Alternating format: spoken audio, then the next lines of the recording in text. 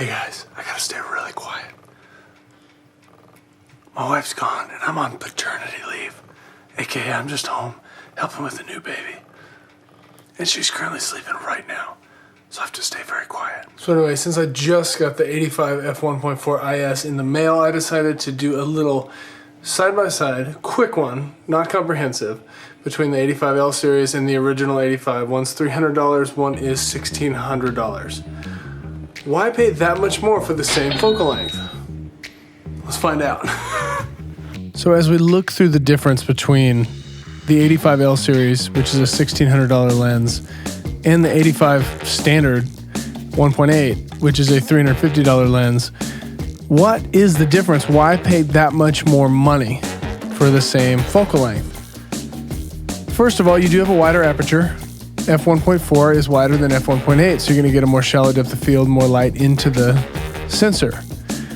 Now the 85 1.4 builds on the success of the 1.2, which is the sharpest lens I've ever worked with on Canon's platform. Add in image stabilization and you have a true powerhouse. All these comparisons, you're going to notice more shakiness with the original 85 just because it's not image stabilized. So that's not fair, but it does add to cost. But what makes it so much more expensive? Wider aperture plus image stabilization? Color fullness? Sharpness? Here's a couple side-by-sides. I'll let you decide.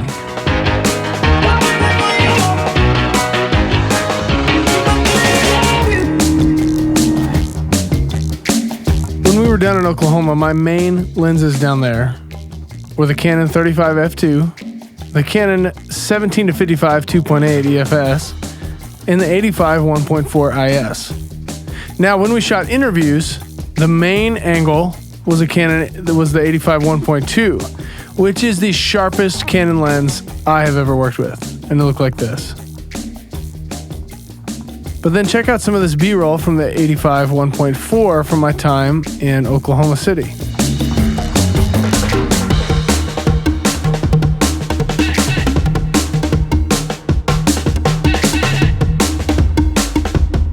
Now flash forward to present day, and this is what it looks like. Here's some flowers. Here's what those flowers look like. We're gonna do just some side-by-side comparison here. Here's the 1.8, $300 lens. 1.4, $1,600 lens. Back and forth, back and forth.